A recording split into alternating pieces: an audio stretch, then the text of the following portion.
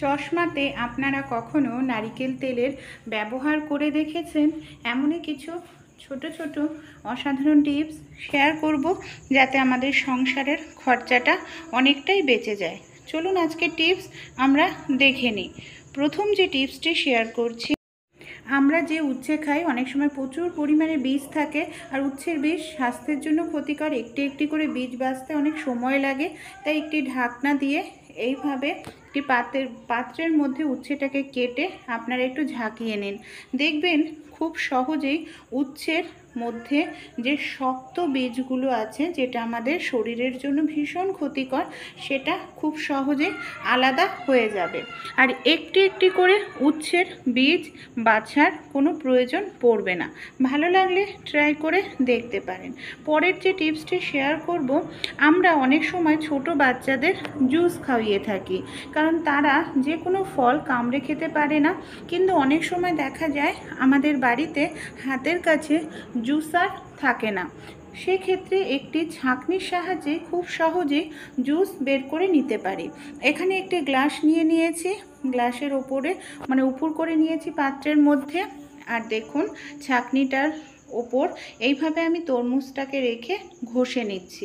খুব সহজেই তরমুজের জুসটাকে আমরা বের করে নিতে পারবো, কোনো রকম জুসার মিক্সার ছাড়াই।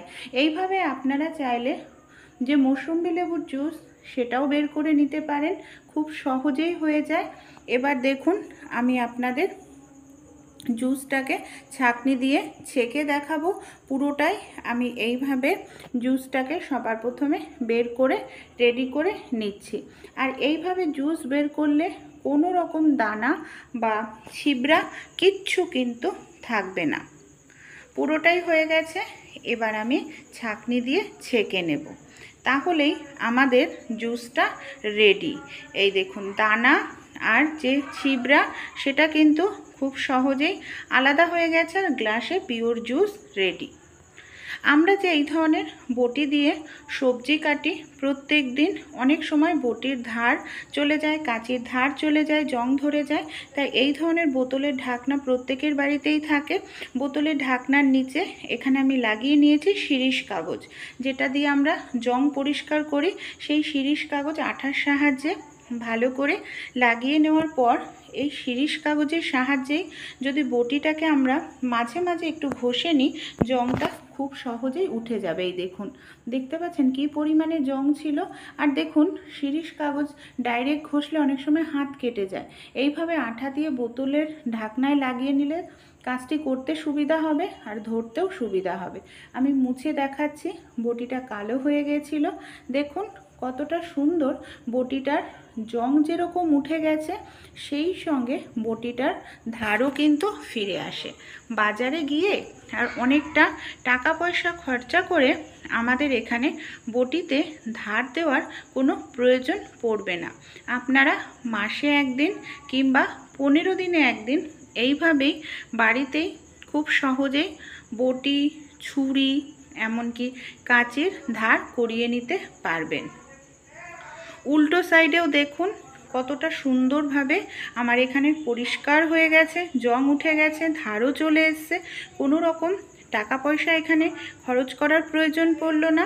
যদি বাড়িতে এই ধরনের কাঁচি থাকে, এই ধরনের কাঁচিগুলোকে আপনারা এইভাবে ঘষে জং মুক্ত করতে পারবেন, এমনকি কাঁচির ধারটাও ফিরিয়ে আনতে পারবেন।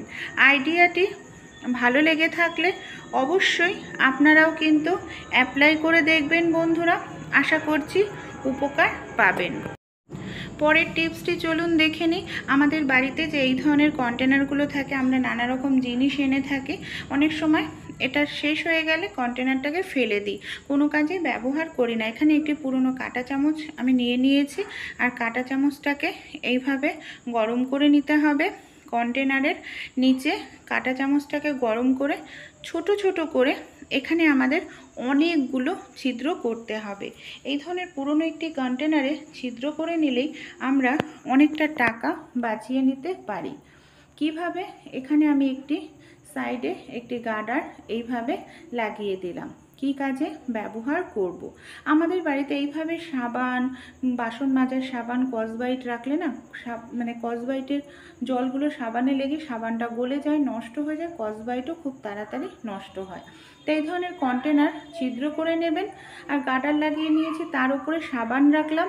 ভেজা স্কচব্রাইটগুলো এইভাবে রাখলে জল খুব তাড়াতাড়ি ঝরে যাবে, সাবানও গলবে না, স্কচব্রাইটগুলো অনেক দিন টেকসই হবে, সহজে নষ্টও হবে না। আমাদের বাড়িতে যে এই ধরনের লাইটগুলো আমরা ব্যবহার করি, বিশেষ করে রান্নাঘরে, দেখা যায় দীর্ঘদিন ধরে ব্যবহার করতে করতে লাইটের পাওয়ারটা একেবারে কমে যায়। আর লাইটের পাওয়ার কমে গেলে আমরা ভাবি লাইট হয়তো খারাপ হয়ে যাচ্ছে, নতুন লাইট কিনে নিয়ে আসি। কারণ দেখা যায় আমরা যে রান্নাঘরে রান্না করি, তেল, হলুদ এগুলো ছিটে না বাল্বের গায়ে লাগে, যার কারণে লাইটের পাওয়ারটা একেবারেই কমে যায়। তাই সামান্য পরিমাণ একটু ভ্যাসলিন নিয়ে নেবেন। ভ্যাসলিন আমাদের প্রত্যেকের বাড়িতেই থাকে। ভ্যাসলিন দিয়ে এইভাবে একটু রান্নাঘরের বাল্বটাকে খুলে মাঝে মাঝে একটু পরিষ্কার করলেই দেখবেন নতুনের মতো আপনারা আলো পাবেন, এমনকি অনেক দিন ব্যবহার করতে পারবেন। আপনাদের নতুন বাল্ব কেনার কোনো প্রয়োজন পড়বে না। এই দেখুন, কোনো রকম জল বা কিচ্ছু লাগলো না, কত সুন্দর বাল্বটি এখানে আমার পরিষ্কার হয়ে গেল। ভালো লাগলে অবশ্যই ট্রাই করে দেখতে ভুলবেন না। পরের টিপসটি চলুন দেখে নিই। এই ধরনের চশমা কম বেশি আমরা প্রত্যেকেই ব্যবহার করে থাকি। অনেক সময় কি হয়, আমরা যখন রাস্তায় এই ধরনের চশমা পরে বের হই, রাস্তার ধুলো ময়লা চশমার কাঁচে লাগে, কাঁচটা ধীরে ধীরে আবছা হয়ে যায়, এমনকি খুব তাড়াতাড়ি নষ্ট হয়ে যায়। আর চশমার কাঁচ পরিষ্কার করার স্প্রে প্রত্যেকের বাড়িতেই থাকে না। এখানে দুটো চশমার কাঁচের দুপাশেই আমি সামান্য পরিমাণ একটু নারিকেল তেল এই দেখুন এইভাবে দিয়ে নিলাম। এবার হাতের আঙুলের সাহায্যে ধীরে ধীরে এইভাবে একটু ডলে নেব। যে ধুলো ময়লা নোংরা আছে, তেলের সাহায্যে খুব সহজেই সেটা উঠে পরিষ্কার হয়ে যাবে, চশমার কাঁচটা নতুনের মতো ঝকঝকে হয়ে যাবে।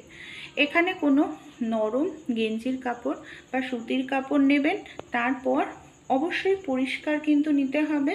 চশমার কাঁচটাকে আপনারা এইভাবে মুছে পরিষ্কার করুন, এতে দেখবেন চশমাটা অনেক দিন ব্যবহার করতে পারবেন, সহজে নষ্টও হবে না, আর আপনাদের চশমার কাঁচটাও ভালো থাকবে।